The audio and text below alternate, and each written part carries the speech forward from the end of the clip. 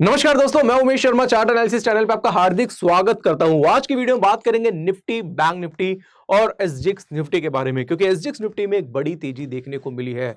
और अगर हम बात करेंगे तो एसजीएक्स निफ्टी यहां पे लास्ट ट्रेड जो देखने को मिला है वो है 19,364 का, और हमारी जो क्लोजिंग हुई थी निफ्टी की वो हुई थी 19,200 के आसपास। तो अगर वहां से अगर आप चेक करेंगे तो 150 पॉइंट से बड़ी तेजी देखने को मिली है और ऐसा लग रहा है कि मंडे को बाजार है गैप अप ओपन हो सकता है। तो जिन लोगों ने अगर बाइंग पोजीशन बनाई है तो उनके तो भाई बल्ले बल्ले हो जाएंगी, और जिन लोगों ने अपनी पुट पोजीशन को होल्ड किया हुआ था उनको वहां पे नुकसान हो सकता है। बट आज की वीडियो में मैं मंडी की एनालिसिस करके आपको बताऊंगा जिससे आपको हेल्प मिलेगी आपकी ट्रेडिंग के लिए। तो आज की वीडियो काफी स्पेशल है, शुरू से लेकर आखिर तक जरूर देखिएगा।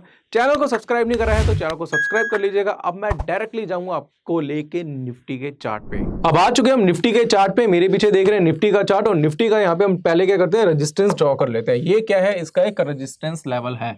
ये रेजिस्टेंस जो है दोस्तों वो निफ्टी का है, और निफ्टी का जो रेजिस्टेंस लेवल है उसमें ब्रेकआउट ऑलरेडी हमें देखने को मिल गया है। दो कैंडल आप देख रहे हैं, इन दोनों कैंडल में प्रॉपर आपको साइज देखने को मिलेगा। इनको मोरोबोसो कैंडल भी बोल सकते हैं। तो ब्रेकआउट जो है वो वॉल्यूम के साथ हुआ है, बड़ी कैंडल्स के साथ हुआ है और सस्टेन भी हो चुका है। तो एक्चुअल में इसका जो लेवल था, जो है लेवल बनता था वो था 18,900 के आसपास का। तो 18,900 पे ही ब्रेकआउट देखने को मिल गया था। और आज जो क्लोजिंग हुई है, यानी कल की क्लोजिंग, वो कब थी, 19,200 की।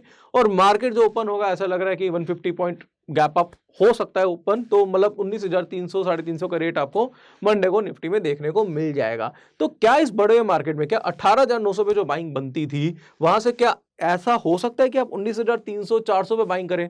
अगर आप उस केस में 19,300 400 पे बाय करते हैं, 19,300 पे बाय करते हैं, तो आपका जो स्टॉप लॉस होगा वो होगा, अगर आप मान के चलिए 18,800 को भी आप मान लो स्टॉप लॉस लेके चलते हैं तो 500 पॉइंट का स्टॉप लॉस तो बहुत बड़ा स्टॉप लॉस हो जाएगा ना दोस्तों।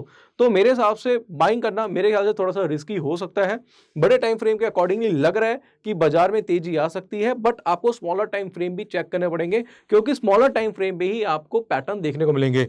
देखो दोस्तों, जो इतिहास बोलता है, इतिहास क्या बोल रहा है उसके बारे में हम बात करेंगे, तो वो ये बोल रहा है कि जब भी आपको इस तरीके के लेवल्स देखने को मिलते हैं तो मार्केट में ऐसा होता है कि मार्केट में रिवर्सल आता है, और यहां पे ये कौन सा एरिया हो जाता है, ये जो रेजिस्टेंस है वो एक सपोर्ट का काम करता है। तो ये रिटेस्ट करने भी आ सकता है। अगर मान लो बाजार रिटेस्ट करने आता है 18,900 या 19,000 के आसपास आता है, तो वहां पे अगर आप बाइंग करते हैं तो मेरे हिसाब से वो एक अच्छा ट्रेड हो सकता है। दोस्तों, सारी चीजें मैं एजुकेशनल पर्पस से आपको बता रहा हूं, क्योंकि उस केस में आपका जो स्टॉप लॉस होगा वो बहुत कम हो सकता है। तो मेरे हिसाब से बेटर ये रहेगा कि आप या तो एक रिवर्सल का वेट करिए, मार्केट 90,000 या 18,900 के आसपास आता है तो वो एक अच्छा लेवल हो सकता है बाइंग का। या फिर अगर आपको गैप अप देखने को मिलता है, और गैप अप में आपको जो लो ओपन की स्ट्रेटेजी जो हमने बताई है गैप के बारे में, उसके अकॉर्डिंगली काम करेंगे तो वो ज्यादा बेटर रहेगा।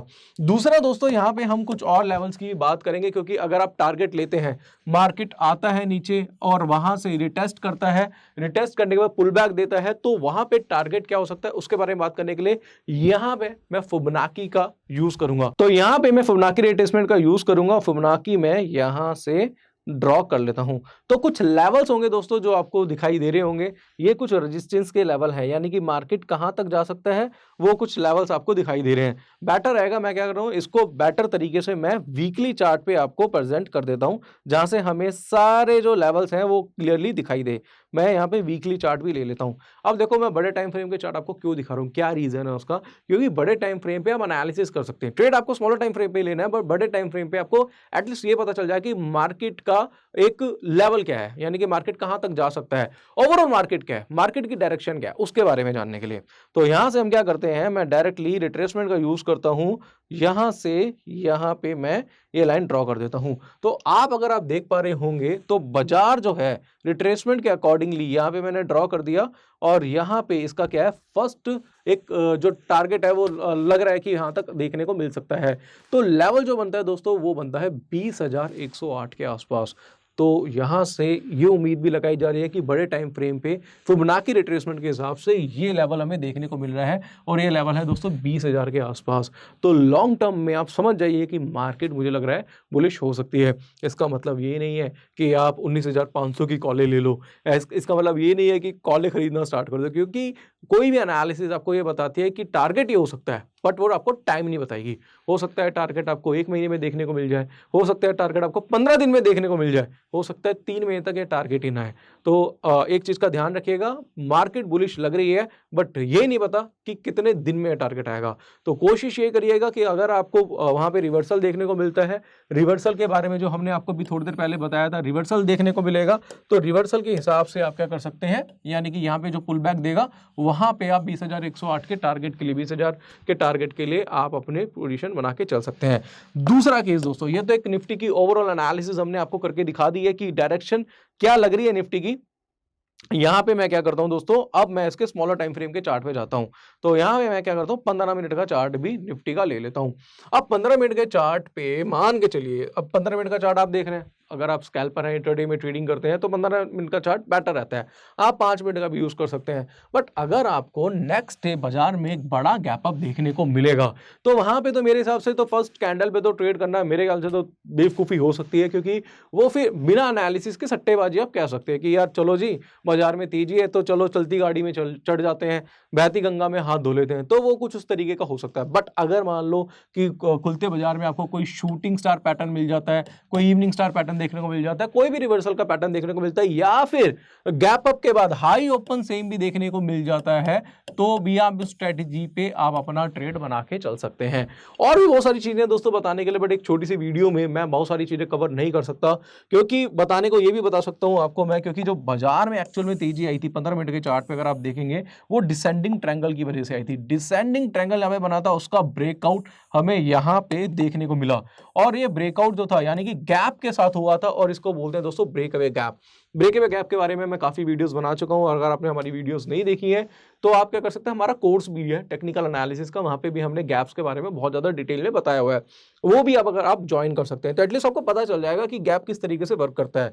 तो आप अगर आप देखेंगे बाजार वन साइडेड था, गैप के साथ फिर से तेजी है, और इसको आप क्या बोलते हैं, इसको आप ब्रेकअवे गैप तो रेजिस्टेंस सपोर्ट पे देखने को मिलता है, इसको आप रनअवे गैप भी बोल सकते हैं। रनअवे गैप बेसिकली क्या होता है, डायरेक्शन बेस गैप बनाता है, मार्केट की डायरेक्शन अप है, गैप बनाया, डायरेक्शन अप है, गैप बनाया, डायरेक्शन अप है, और कल भी गैप देखने को मिलेगा, तो इसका मतलब है कि मार्केट वन साइडेड भी रह सकता है।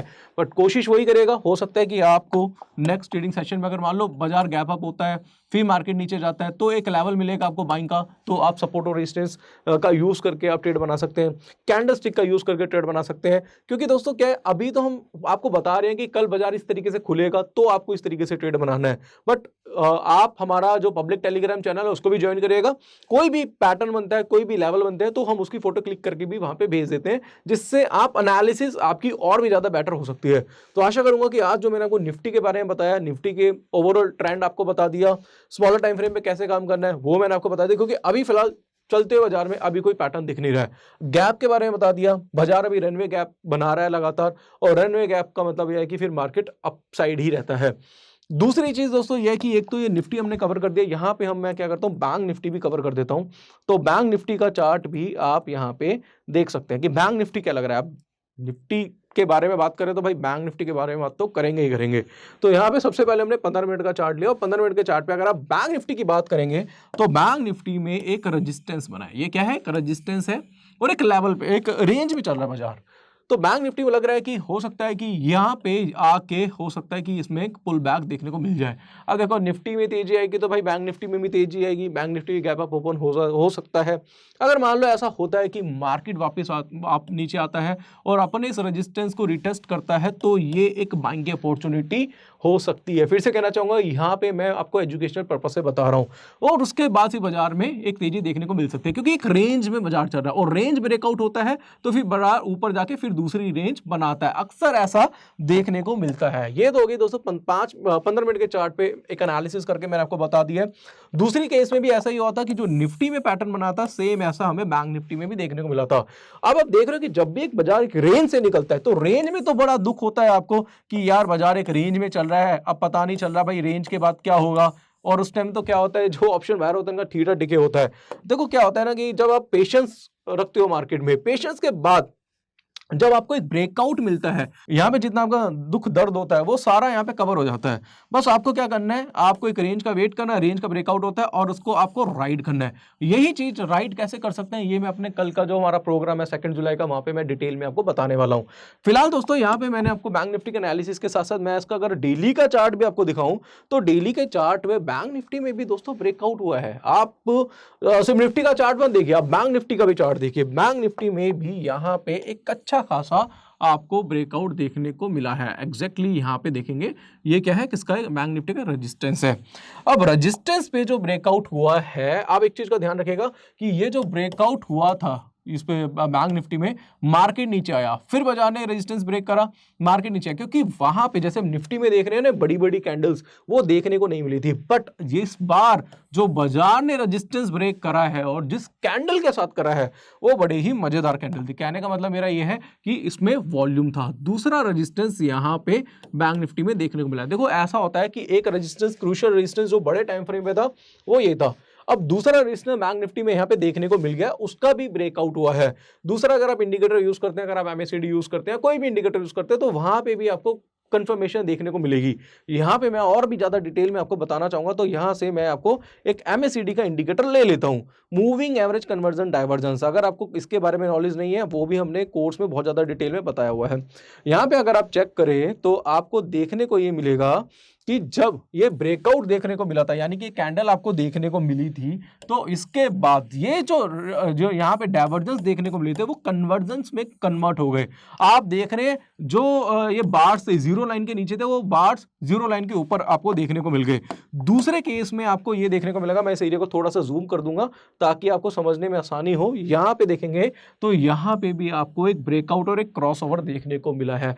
समझ रहे हैं मैं क्या कहने की कोशिश कर रहा हूं? मैं आपको बड़े बड़े लेवल देने की कोशिश, यहाँ पे मैं आपको कोई बड़े टारगेट नहीं बताऊंगा, बट आपको ये बताऊंगा कि ओवरऑल जो ट्रेंड है बाजार का वो पॉजिटिव है। तो बैंक निफ्टी में भी थोड़ा संभल के रहिएगा, सेल पोजीशन मत बनाइएगा, और मार्केट के ट्रेंड के साथ चलिएगा, मार्केट के अगेंस्ट मत चलिएगा। मार्केट के साथ चलेंगे तो पैसा कमाएंगे, मार्केट के अगेंस्ट चलेंगे तो हमेशा नुकसान देंगे। और अभी जो कंफर्मेशंस हैं, जो एमएसीडी की कंफर्मेशन है, हिस्टोग्राम की कंफर्मेशन है, जो ब्रेकआउट्स देखने को मिले हैं, वो दोस्तों अभी यही लग रहा है कि मार्केट अभी और ऊपर जाना है। तो मेरे हिसाब से अगर आप अपने पैसे की ग्रोथ करना चाहते हैं तो भी आप, मार्केट अगर ऊपर जाता है तो आप भी मार्केट के साथ रहिए, मार्केट के अगेंस्ट ट्रेड ना करिए। बैंक निफ्टी की एक बात और करेंगे दोस्तों कि अगर आप देखेंगे तो इसका एक और रेजिस्टेंस लेवल था, वो ये है। और ऐसा भी देखने को मिल सकता है चलो कि मार्केट तो चलो गैप अप ओपन होगा, बट अगर बाजार वापस से आता है और इसी लेवल को अगर यहाँ पे रिटेस्ट करता है तो ये भी एक बाइंग की अपॉर्चुनिटी हो सकती है। और साथ साथ दोस्तों अभी थोड़ी देर पहले मैंने आपको निफ्टी में जो फिबोनाची रिट्रेसमेंट के बारे में बताया था, तो ये जो रिट्रेसमेंट है, फिबोनाची रिट्रेसमेंट है, ये ऑल टाइम हाई पे जो टारगेट्स देने के लिए काम करता है। यानी कि अगर बाजार ऑल टाइम हाई पे चल रहा है, चाहे इंडेक्स हो चाहे स्टॉक हो, तो वहां पे आप फिबोनाची रिट्रेसमेंट का यूज कर सकते हैं। तो वहां पे आपको एक गोल्डन रेशियो आपको बता देता है कि बाजार कहां पे जाके रुकेगा। इसके कुछ लेवल्स होते हैं, तो अगर आप इसके बारे में डिटेल वीडियो चाहते हैं तो नीचे कमेंट बॉक्स में कमेंट जरूर करिएगा, तो मैं फिबोनाची रिट्रेसमेंट के ऊपर एक डिटेल वीडियो आपके लिए जरूर बनाऊंगा। तो आज की वीडियो में सिर्फ निफ्टी और बैंक निफ्टी की ही बात करेंगे। एक ओवरव्यू मैंने आपको दे दिया कि नेक्स्ट ट्रेडिंग सेशन में आपको क्या देखने को मिल सकता है। साथ साथ अगर आपको टेक्निकल एनालिसिस की नॉलेज नहीं है तो भी दोस्तों आप क्या कर सकते हैं, हमारा टेक्निकल एनालिसिस का कोर्स है वो आप ज्वाइन कर सकते हैं। स्क्रीन पे एक नंबर होगा, उस पर आप कॉन्टैक्ट कर लीजिए, बाकी आपको डिटेल जो है वो डिस्क्रिप्शन में मिल जाएगी, और हमारा जो ऐप है उसका लिंक भी आपको डिस्क्रिप्शन में मिल जाएगा। बाकी अगर आप चाहते हैं कि लाइव मार्केट में अपडेट पाना, जो इनकी चार्ट एनालिसिस चाहते हैं, तो हमारा पब्लिक टेलीग्राम चैनल है, उसका लिंक भी आपको नीचे मिल जाएगा डिस्क्रिप्शन पे, उसको ज्वाइन करना मत भूलिएगा। वहाँ पे भी लाइव मार्केट में कोई पैटर्न्स बनता है तो उसकी फोटो क्लिक करके वहाँ भेज देते हैं, जिससे आप एनालिसिस करके आप उसके हिसाब से मार्केट को समझ के आप काम कर सकते हैं। साथ साथ कहना चाहूंगा 2 ब्रोकर के लिंक है नीचे डिस्क्रिप्शन बॉक्स पे, अगर उसमें आप डीमेट अकाउंट ओपन कराते हैं तो आपको 10,000 की वर्थ की ई बुक्स और साथ साथ आपको दोस्तों मंथ के 2 वेबिनार भी दिए जाएंगे। तो आशा करूंगा आज की वीडियो आपको पसंद आई होगी। वीडियो पसंद आती है तो इसे लाइक करें, शेयर करें, चैनल को आप सब्सक्राइब करें। आज के लिए बस इतना ही, धन्यवाद।